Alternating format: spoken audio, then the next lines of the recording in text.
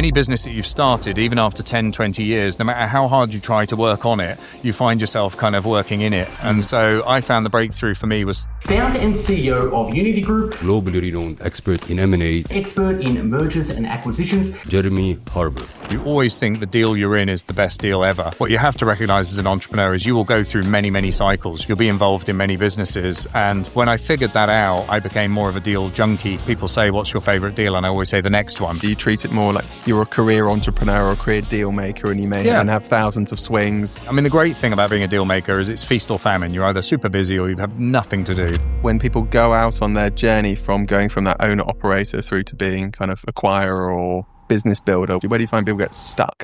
Yeah, I think the first one is... So before we begin with today's conversation, a word from us at Open Equity. You're probably watching this because you're looking to scale and exit or IPO your company successfully. Well, we have a wealth of resources that are designed exactly to support your success, from workshops, from free guides, from downloads and things like that. There's loads of links in the description. Now, one I want to highlight is a scorecard that we've put together that allows you to assess very easily what it is that's stopping you, what's holding you back from getting to the next level, what's holding you back from building towards that big exit that you probably desire and, of course, that you deserve. So head down below. There's a link to the scorecard. It's 20 or so questions. It takes about a minute to do, and you output a custom report that's designed to support you and give you some practical and actionable insights that you can implement right away and take things to the next level. Let's get on with the show. Jeremy, thank you so much for making the time. It's an honor to have you on the show. And Yeah, thanks for inviting me. I want to jump straight into it with deal making, because you are a deal maker and you train thousands of deal makers all around the world. And I'd be curious to know, what is a deal maker and how do you become successful at it? Yeah, I mean, it's an accidental deal maker or fell into deal making. I was literally in an industry. So I started as an entrepreneur and I was a startup entrepreneur. So I did, all sorts of different things. One of the startups I did happened to be in telecoms.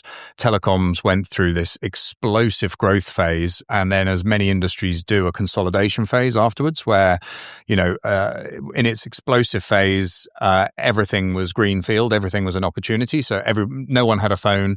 Once everybody had a phone, what is a phone? How do you use a phone? Oh, wait, we need one. Yeah, exactly, yeah. And then suddenly everybody has a phone. The market's completely saturated, and then the easiest way to grow a business is just to acquire somebody else's customer base. Another company that already has a bunch of customers. Now, my belief was, well, I can't do that because I'm not an investment banker. I'm not a corporate finance guy. I'm not a lawyer. I'm not an accountant. I don't have any money. I don't know what I'm doing. All of these kind of suppositions I'd made. And then I started meeting people that were trying to buy my business and realized they have no experience. They have no money. They don't know what they're doing either. So I kind of figured out, well, everybody's making this up as they go along. I'll make it up as I go along and just see where it goes. And it was really just, that old expression, necessity is the mother of invention. Yeah. Well, I wanted a company. I had a company. I wanted another one. I didn't have any money, and I had to figure out how to get that to kind of work. And eventually I did. And that was just a major breakthrough, like an epiphany, basically, that you don't have to run the marathon. You can just run the last 10 yards. They still give you a medal. It's like, you don't need to do this startup slog.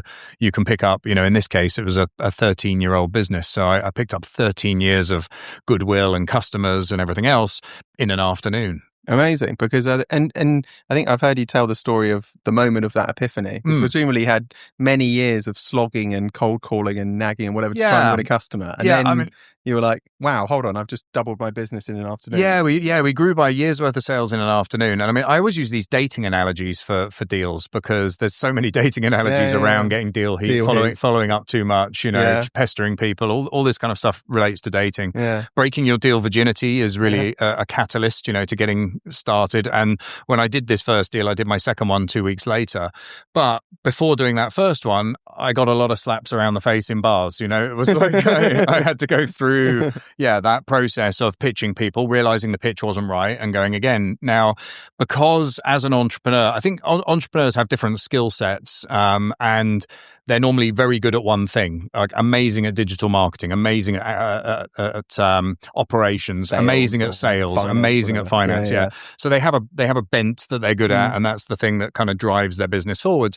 I guess I was a sales-driven entrepreneur, so I was the glorified salesman entrepreneur as opposed to the glorified accountant entrepreneur, and that, I guess, gave me that approach of it doesn't matter if 20 people tell me to fuck off, I'm just going to keep going, which can demoralize people that perhaps don't have a sales kind of background. So, and that transition from kind of operator to deal maker, I mean, often I find kind of in larger transactions or bigger deals, it's the same amount of work as the small ones. Yeah. And did you find that actually you'd shifted from trying to sell one phone to trying to, or get one customer to actually buying one company to then buying multiple companies? Yeah. So, actually, I mean, I used to sell watches and jewelry on a market stall when I was 14 years old. So, it went from selling a 99 pence watch to a, multi-million dollar business. And there's been many steps in between. And so ultimately you're still selling a product, and who's your best customer? The person that buys your business from you is your customer. So be customer focused in that respect. But I think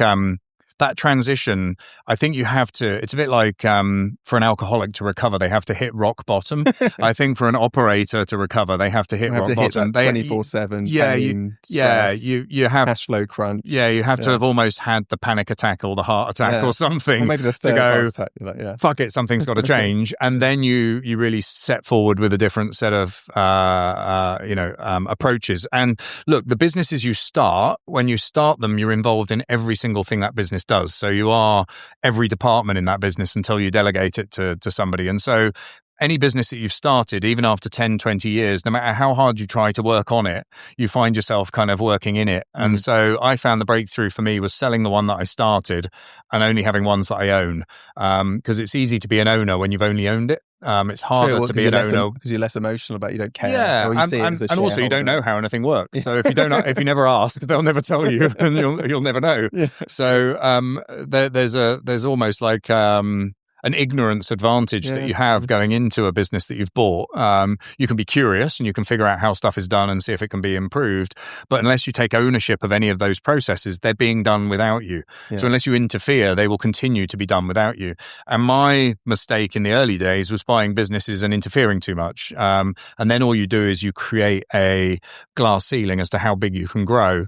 Of course, as an entrepreneur, you don't see the glass ceiling. You just keep adding more and more and more and more and more, thinking, well, that's not going to take up any time and that's not going to take up any time. And of course they all do. And the compounding effect of all of that is what creates that psychotic break that makes you go, fuck it, I'm not turning up anymore. So. And I mean, you've talked a lot about going up the entrepreneurial ladder. And I guess when you're at the top of the ladder, you can look down and say, well, this is really easy. I can put together the scripts and a guy comes. Yeah, I'm not sure there is a top. I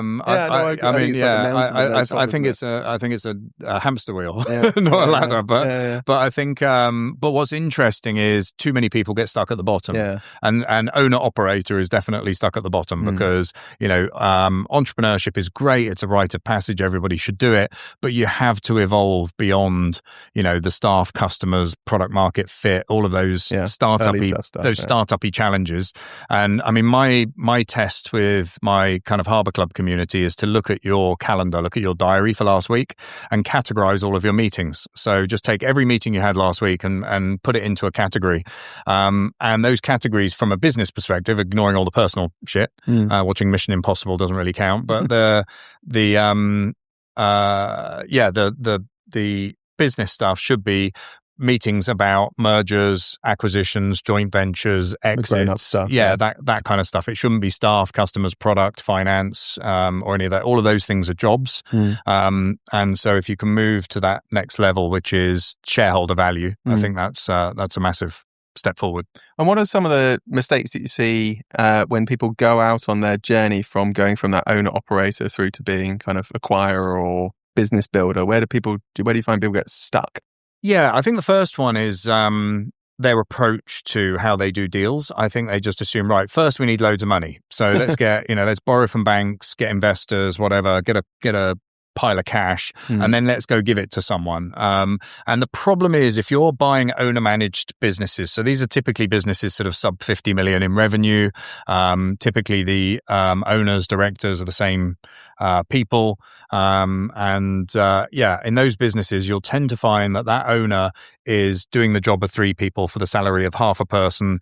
And if you give them a ton of money to leave, a lot of the value leaves with them. And so you do have to structure a deal in a way that shares the risk between both parties. So the risk of you taking on the business and the risk of them leaving is mitigated in the way the transaction is put together. It is different to the kind of corporate finance investment banking approach that you would use for a larger, shareholder owned but professionally managed business, which is a different animal basically. And I find a lot of people, I think they probably have come from property, or property is a very common deal or transaction. Obviously, it's very rigid because everyone buys a personal property in a different way. But you're someone who's kind of been incredibly creative about different deal structures and how you go about it for all of those good reasons. But I think the only way to create wealth is to create capital events in your life. I mean, there's nobody in the Forbes list where it says saving as the source of wealth. So you have to create these capital events in order to create wealth. And real estate is one way to do it, and business is another way to do it. Entrepreneurship is another way to do it. They're the kind of 2 most common ways. And but real estate, you really do need that starting capital to be able to do it. Whereas business, you really can do with zero.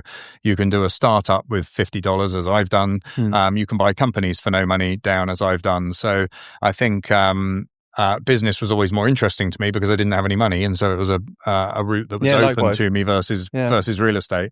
And also real estate is very boring. There's like three moving parts. Well, also I find that with real estate, there's only so much that you can create an intangible value. Yeah. Whereas with business, you can kind of say, actually, I'm going to do this massive thing, and then people kind of gather. Well, again, I've often said real estate creates millionaires and business creates billionaires. If you look at the Forbes list, the top 10 in the Forbes list have all made their money taking companies public and using them as vehicles for acquisition and growth. And so if you want to take a lesson away from, how people make their money in the Forbes list, I think that M&A going public kind of route seems to be fairly predictable in terms of the billionaires it's created. Yeah. And was that something that, I mean, you were from Salisbury, I was from Winchester, the mean streets of Salisbury and Winchester. But was that something with growing up? Did you kind of think, did you look at lists like that? Did you think I want to go into business or whatever? We had the Sunday Times rich list when I was growing up, which was always fascinating because, I mean, when I was growing up, the richest man in the world was the Sultan of Brunei. Yeah. I think the Queen of England was like number 7 or something. Point,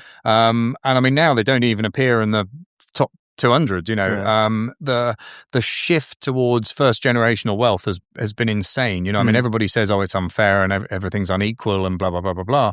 But actually the, financial inequality has expanded a bit, but equality of opportunities massively transformed. The amount of people in that rich list that have the same 24 hours in every day that everybody else has, that have created that amount of wealth in their own lifetimes. It's not generational; they haven't inherited it. Is staggering. Yeah, no, I think we're in Dubai, and the amount of 24-year-olds I meet who are making fortunes doing some slightly nefarious things and some legitimate businesses. But that I don't remember. 20 years ago, that wasn't a thing. There wasn't the internet. To start a business, you'd maybe have to get a lease on a shop or a retail unit. And I imagine when you started your telecoms business, I imagine that's kind of your distribution channels aren't there now. You could kind of run a load of ads and get going. I mean, we thought it was amazing. We could do fax outs because we could. I mean, that was the equivalent of kind of email marketing of the day, and it's how it's changed. And I'm curious. If we go on to some of the IPOs and going public, I had an interesting conversation with a serial entrepreneur who said, "I don't like public markets. I love everything should stay private. I think it's the place to be." Whereas you're someone who's gone from private markets now into public markets and seem to perhaps say the opposite, is take everything, well, not take everything, but take some things public. But talk to me about public markets and maybe dispel the myth that it's difficult and complicated to take. Yeah, look, I think the biggest myth in public markets is the reason why somebody would go public. So the most common reason, if you ask somebody, what's an IPO for? They'll generally answer to raise money or to sell your company. and it's a terrible way to raise money, and it's a terrible way to sell your company. So for raising money, it's incredibly expensive and complex, because when we take a company public, we tend to do something called a direct listing, which is quite quick and cheap. If you want to add raising money to that, you add about $1 million of cost and about a year to the time frame, and that year is a year of cost as on well. The road shows, investment banking. Exactly. Yeah. And so that makes it incredibly inefficient as a way to raise money, whereas you can raise money as a private company much more easily, or you can raise money after going public, which is much more easy than doing it at the same time. It's the IPO piece that's incredibly expensive and complex. And the other one is as an exit. Now, the reason I think that's in everybody's minds is that private equity historically, in its heyday, used to invest in private companies and take them public, and that was their off-ramp. But the management wouldn't sell at that point. The management would stick around. And what we're owner-managers, or our partners are always owner-managers. And what you don't want to see with a public company is the person that owns it selling the shit out of their shares. Yeah, and I'm running off. Well, Jeff Bezos didn't take Amazon public and then sell all his shares. Elon Musk didn't take Tesla public and sell all his shares, or Bernard Arnault, or any of those people. In fact, I don't think most of those entrepreneurs have hardly ever sold a share. They keep their shares, they leverage them, they do other things, but they very, very rarely sell those shares. But what they have done extremely well is use that public vehicle as a platform to grow. And why it's a great platform to grow is, one, the credibility it gives you opens tons of doors for things like tenders, government contracts, large corporate contracts, who are much more trusting of a public company than they would be of a private one. You can attract the best talent. It's an incredible vehicle for M&A, because you can now issue financial instruments that you can give people as consideration for buying their business that's not raising cash or using up the company's cash. So you can issue shares, warrants, bonds, all these kind of financial instruments as part of the proceeds of an acquisition. You also have the credibility to do acquisitions, because again, you're visible, you're public, your shares are worth something, they can see them trading, they've got a price on Bloomberg. All of those things really help. No, I think if you use it for the wrong reasons, it's terrible. And if you use it for the right reasons, it can be a very powerful tool. And ultimately, I like doing deals and creating wealth and value. And it's great for doing deals, and it's great for creating wealth and value. And is it quite often that, because I see that even with selling companies, a lot of people approach me and say, I want to sell my company.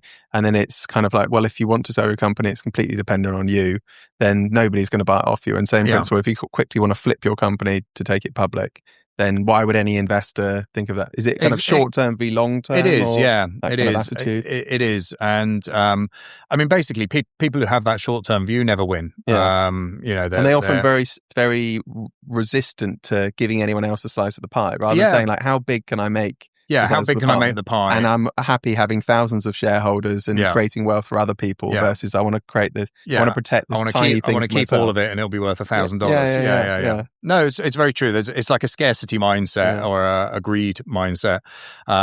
Whereas, I think, and this is common. I suffered with this when I was a younger entrepreneur as well. You always think the deal you're in is the best deal ever, and that this is the one that's going to last forever. This is the one that's going to be, hundreds of millions of dollars.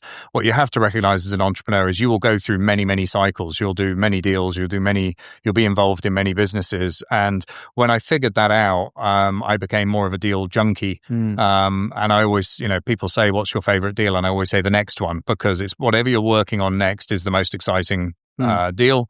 And when they're done, there's another one that's more exciting. So, it also keeps you, keeps you alive. It keeps you interested. I think that's a great way to look at it. Yeah, like you say, rather than the typical kind of people say, I have a career, then I retire. But actually you treat it more like in the same way that you've talked about capital events, but you treat it more as actually you're a career entrepreneur or a career deal maker, and you may have thousands of swings. And exactly, and don't fall in love with one. There's many more to come. There's many more behind you. Take lots of vacations, to do lots of deals. Make it make it interesting. I mean, the great thing about being a deal maker is it's feast or famine. You're either super busy or you have nothing to do. Yeah. So it does create a much nicer lifestyle. You spend more time with your kids. You spend more time doing the things that you want to do. I am quite envious of people with hobbies, though. I was speaking to somebody earlier that's on this. Like, your hobby is kind of deal making, though. Yeah, it is. Yeah, Because I enjoy that too. I mean, but then people say, "What are you interested in?" I'm like, "Well, I'm interested in building businesses. That's really interesting." Yeah, I like it. It is fascinating, and I love solving the problems that other people haven't been able to solve in getting those deals done. But I feel like there should be something I do when I'm not doing that, because there isn't really. Golf, travel, tiddlywinks. Yeah, so I don't play. I mean, exactly. literally 2 people have asked me in the last week, "Do you play golf?" I'm like, no. No. So what do you do? Deals and sitting around at home watching Netflix. That's fine. Before we continue with the conversation, a quick break, because I want to tell you about our new series of live workshops where we have a conversation about how to scale and exit or IPO successfully. These are intimate, these are focused, these are very tailored to your questions. I will be hosting them personally. You can learn from my 10 plus years of experience scaling companies to hundreds of millions in revenue and securing exits, even helping to take companies public. If you're interested, you can sign up below. These are only shared with the people who sign up to the link. These are very much behind the scenes where I can share, much more that I can't tell you about here. So click below, sign up to the link, join the workshop, and on with the show. But let's talk about some of the recent deals or the exciting deals, which is probably going to say the next deal is the exciting one. Let's talk about them specifically. What are some of the exciting recent deals that you've been working on? So we just took a company public that makes a glasses-free hologram 3D television. Literally, it's a TV with the image pushing out in front of it, and you can watch all the movies. The NBA and the NFL are broadcast in 3D. It's amazing for gamers because games are natively 3D. Also, a lot of the generative AI is actually produced in 3D. We just watch it in 2D. So the first versions, they've got 150 million in sales this year, which are all kind of domestic TV style products. Selling to consumers or businesses? So at the moment, they're selling to consumers. So they've got one showroom, which is in Palm Beach in Florida. Now, good place to have a showroom. The cheapest property in Palm Beach is about $30 million. So they're in all those high-end cinema rooms in there. But obviously, the plan is just to license it to one of the big TV manufacturers. So that business is really exciting. It's just buying an AI company that does AI television channels, completely generative AI. There's a very famous celebrity, and they have a TV channel that runs 24/7 using a digital twin. And this company does their digital twin in their TV channel. So that's being acquired. Obviously, those TV channels will be all broadcast in 3D and can be watched using our technology. And there's also a 3D a holographic outdoor media company. So they're big in an Asian country at the moment, and the plan is to now expand around the rest of the world. When you go to this particular Asian country, if you go into a train station, you'll see like a Nike sneaker just spinning around in midair, and it looks, everyone gasps and goes, ah. It's a great product, and the idea is now to help expand that into other countries. So we've done the holographic TV one. The other 2 are in the process of being acquired. That's all in a public company, and the plan is obviously to take that to NASDAQ in the US, which is where technology companies that are predominantly in the US should be. But at the moment, it's a bit small for NASDAQ, so we've taken it public on the European markets to start with. And then there's a few other things kicking around. There's a education group that will list very soon. There's a vertical wind turbine business that we're acquiring that goes into an existing clean energy company that we took public a few years back.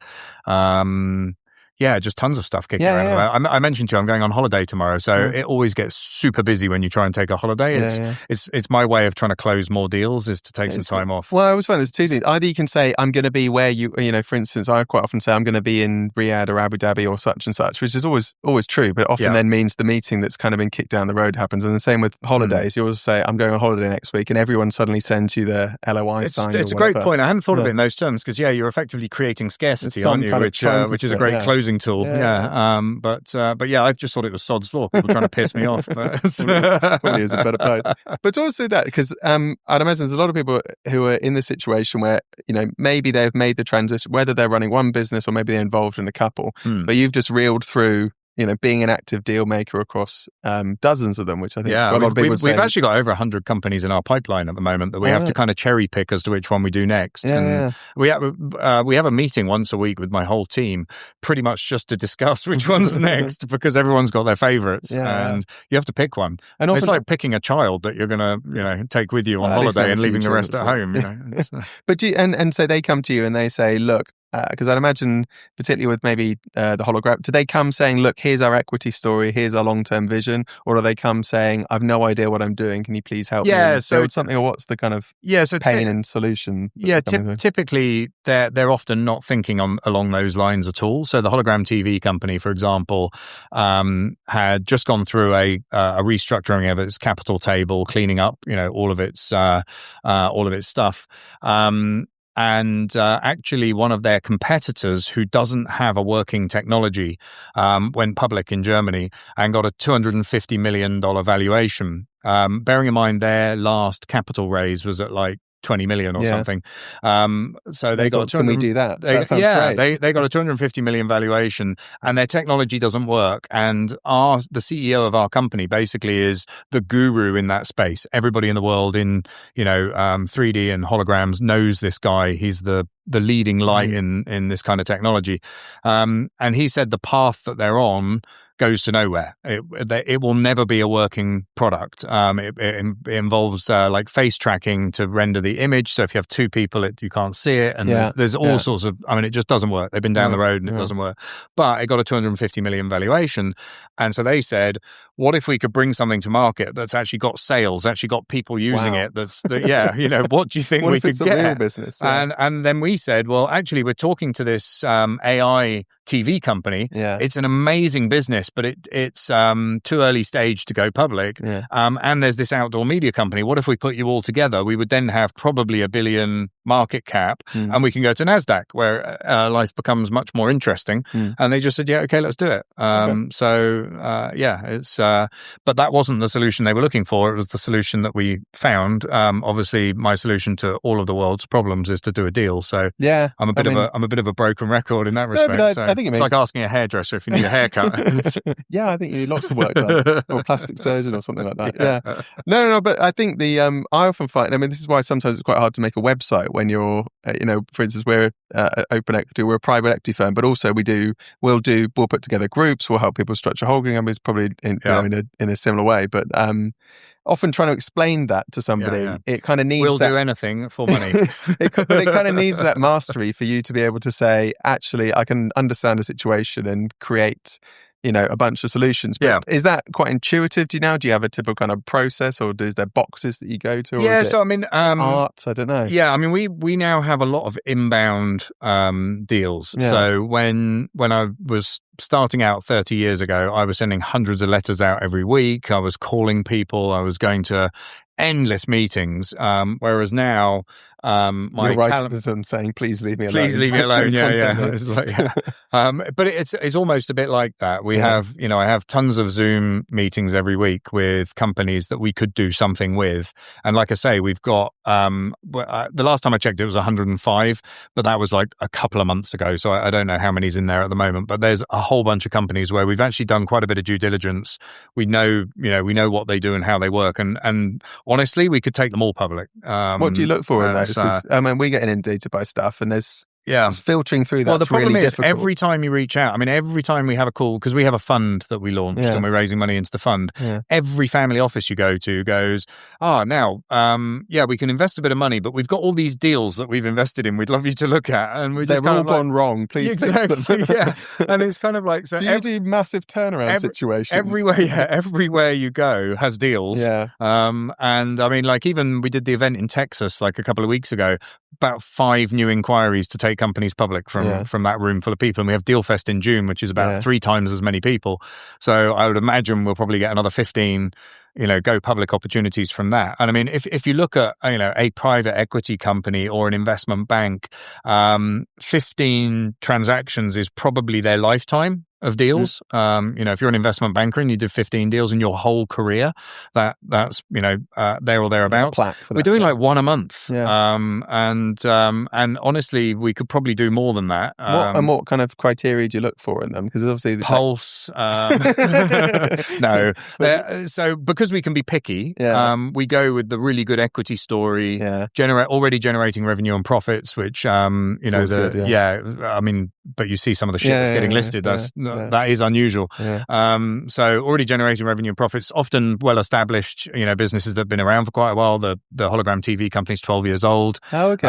They've invested over 200 million in the technology, 150 million so it's in like sales right time this for year. that. So, we're doing some stuff in AI infrastructure, and it's the kind of thing where there's loads of people coming out of nowhere who've never done anything but have jumped on the hype cycle. The AI company is 5 years old, which in AI is basically a fucking since the beginning, And like I say, they have this celebrity that they do the TV channel for, and they have a few TV channels, but there's one that's quite notable. Okay. So, sorry, I cut you off on the criteria. Yeah, so really good equity story. That you can be passionate about it when you're explaining the business model to somebody. It's so important because public companies are so much about storytelling and narrative and all of that. But that's often stuff. That's often strangely really overlooked. I always find that everyone goes straight to the EBIT and the multiples and what multiple can I get and all that sort of stuff. And it's like, why should people own it? Why should people buy this? Why is this the future? Why is this going to change everything? I mean, if you look at the total addressable market for TVs,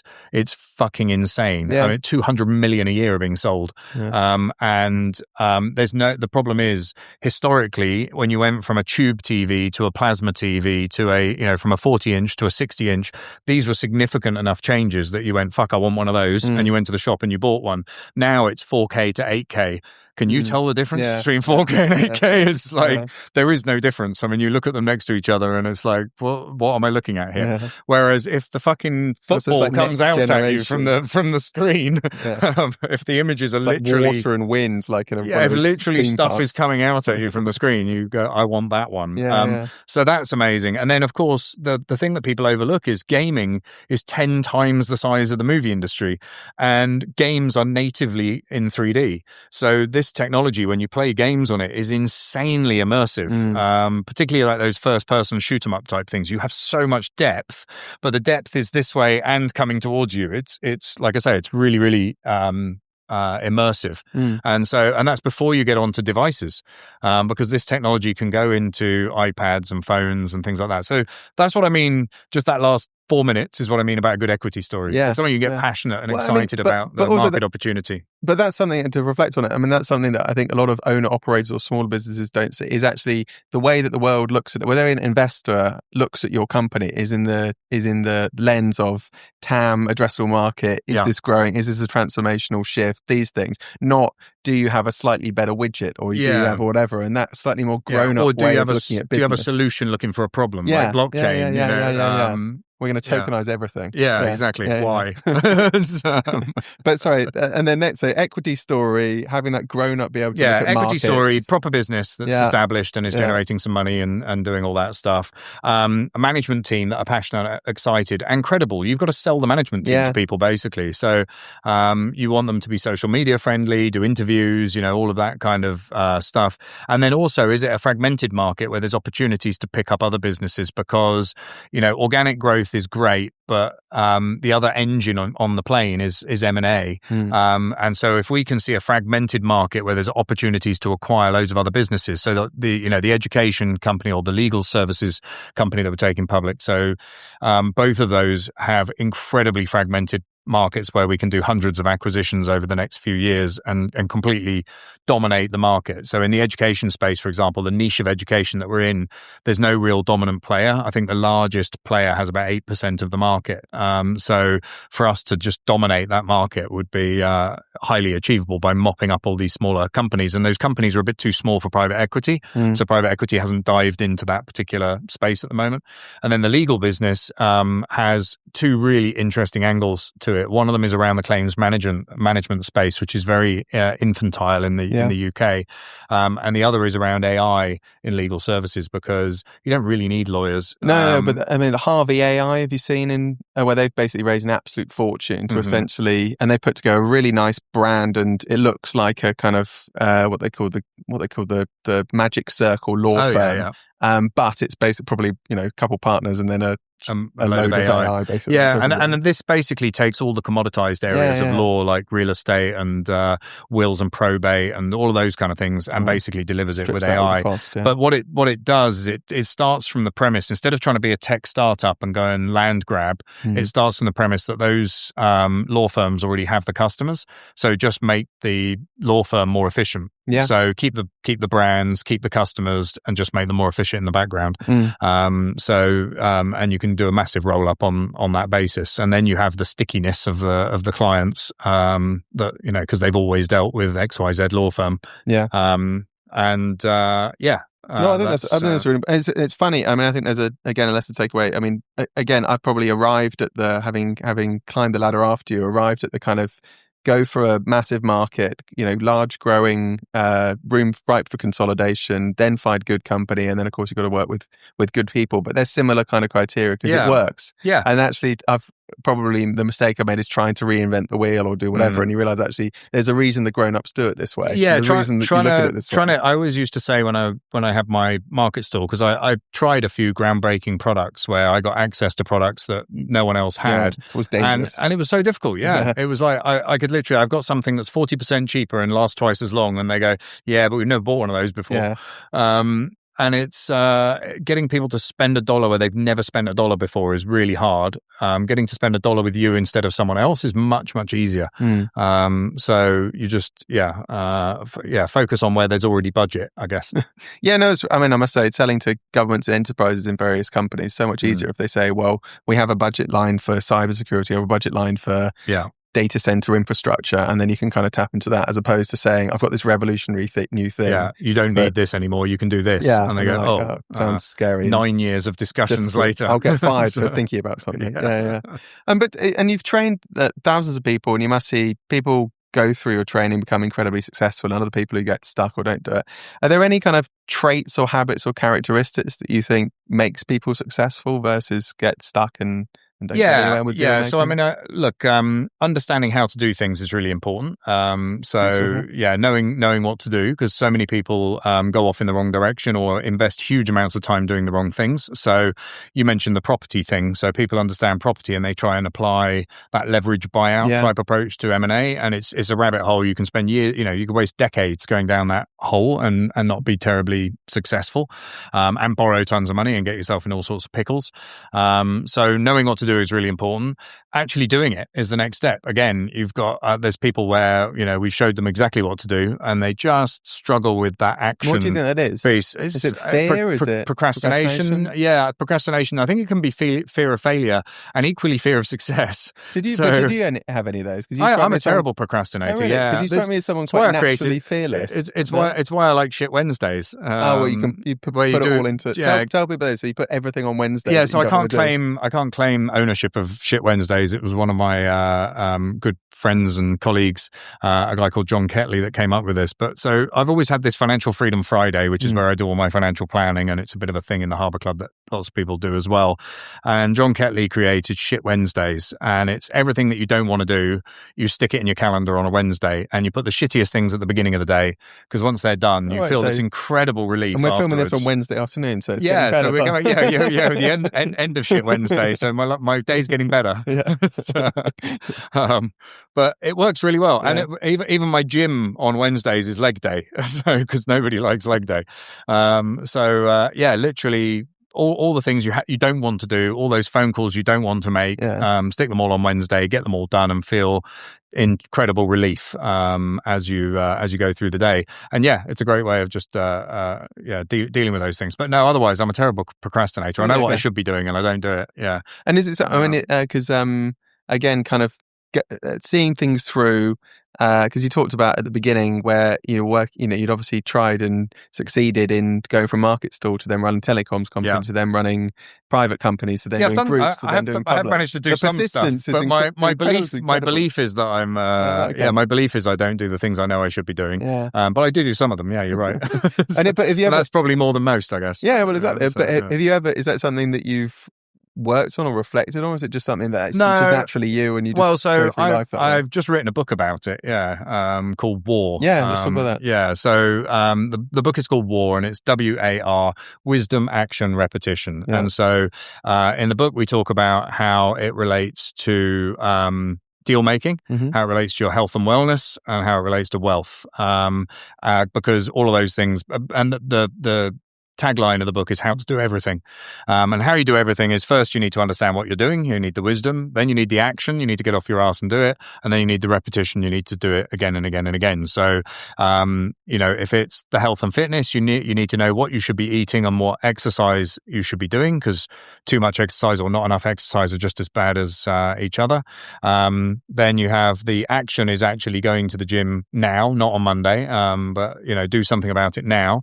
And then the repetition is you don't get fat from one pizza and you don't get thin from one salad. It's continually doing the right behavior.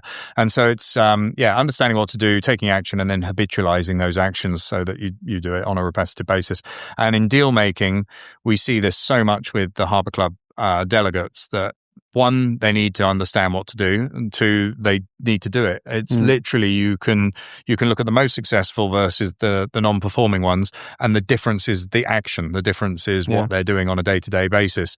And then the other common thing that you see, and again, it's an exercise thing, you get this huge boost of activity, and then everybody gets bored and it goes back to the status quo. Much better to have a lower level of activity over a long period of time. No, I find that, with a lot of people who approach us for doing roll-ups or bigger deals or things like that, is they get very excited. Maybe they've seen something or we've spoken about it, they get very excited, and so you kind of get that peak of emotion, and then suddenly fear hits in, or this is going to be difficult or whatever, and then they kind of go back to a baseline versus actually seeing it through. I guess I've found being smacked in the face a million times means you become completely unemotional about anything. So one of the things I found, particularly around doing roll-ups with public company environment, is that before you've taken the company public, it's like pushing water uphill. Every conversation you have is difficult. Everyone's got resistance is up and everything. As soon as you go public, it goes insane. So the first company that we took public, we put a group of 7 companies together. By the time we actually went public, there was only 4 of them left. Were they given up? They'd given up, had a bad year. Somebody just changed their mind or couldn't get their audits together type of stuff. So we ended up getting 4 of them over the line, and it was honestly like dragging a herd of cats through. It was not the easiest thing. And then as soon as we were listed, we literally had over 1,000 inquiries from companies that wanted to go public. We acquired 19 of them, but we were just inundated. It's weird, that wait and see thing, isn't it? Yeah, it's like this actuality of being there. Yeah.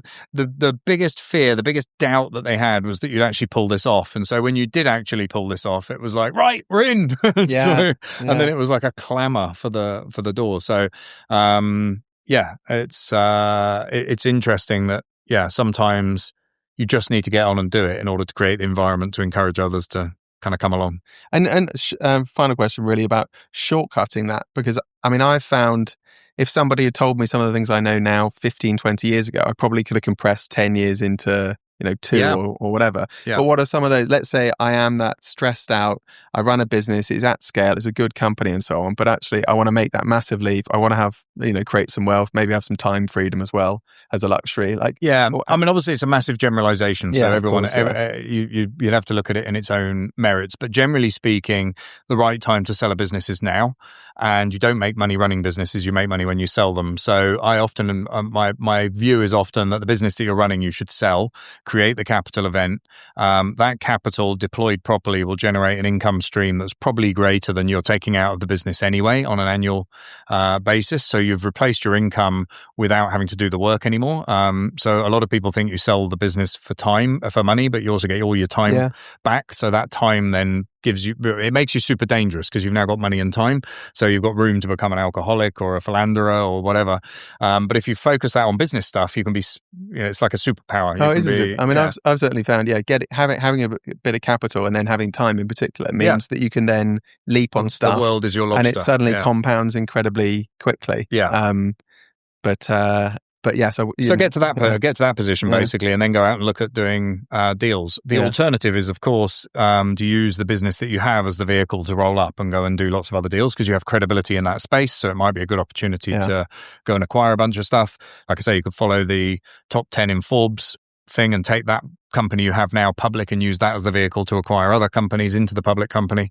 So yeah, there's options, but those are the kind of guiding principles that do something different. And if anyone wants to go on this journey and become a deal maker, what would you encourage? Would they learn more about it? Yeah, learn about it. The juice is worth the squeeze. I mean, obviously you can follow my social medias. I'm, on YouTube or on Instagram and stuff like that. So have a look around at the content. We give away tons of free content. So if you just reach out to our team at harbourclubevents.com, they'll send you tons of free content. And it's polarizing. You'll watch a load of stuff and you'll either go, fuck yeah, I want to do this for the rest of my life, or no, I can't see myself doing that at all. And that's great. I think it's good to expose yourself to different things and learn about things. And of course, on the topic of buying and selling companies, I have a book called Go Do Deals, and just in that more general kind of personal development-y space, there's War, How to Do Everything. Have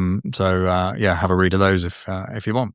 Brilliant. Well, look, thank you so much for your time, Jeremy. It's been great having a chat. I bet we'll have people at home if you've just blown their minds with all the possibilities. Hopefully lifted the curtain slightly for them to have a peek behind. Yeah. Well, thank you very much. Awesome. Thank you. So I hope you enjoyed today's conversation. And if you did, then you should get on our list because we will be sharing exclusive behind the scenes. We'll be sharing more content, more materials. We'll also be sharing who are the upcoming guests, so you can prepare for that. You can ask questions and you can really start to be part of a community. Head below, click the link, join the list, and we'll see you next time. Thanks for watching.